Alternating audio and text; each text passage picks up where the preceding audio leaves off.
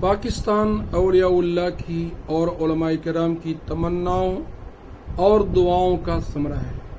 آج چونکہ 14 اگست ہے اور پاکستان کی آزادی کی خوشیاں منائی جا رہی ہیں، اس لیے میں کچھ باتیں قیام پاکستان سے متعلق بتانا چاہتا ہوں۔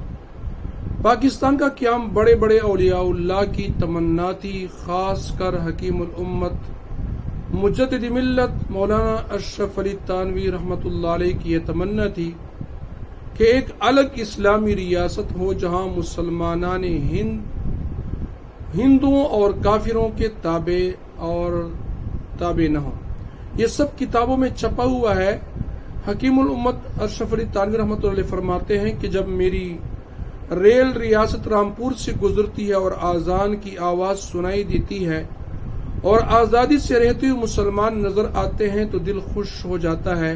حالانکہ مسلمانوں کی یہ ریاست نام کی تھی، کام کی نہیں تھی، لیکن فرمایا کہ وہاں چند اسلامی شعائر دیکھ کر دل خوش ہو جاتا ہے، اور فرمایا کہ میرا جی چاہتا ہے کہ مسلمانوں کے لیے ایک الگ سلطنت قائم ہو جو ہندوؤں کے ساتھ مخلوط نہ ہو۔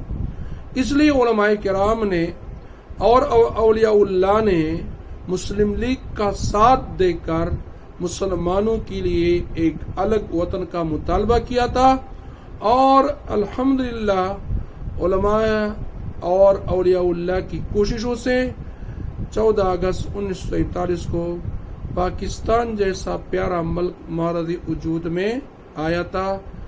اللہ تعالی ہمیں اس ملک کی قدر کرنا اور اس کی حفاظت کرنے کی توفیق نصیب فرمائے، آمین۔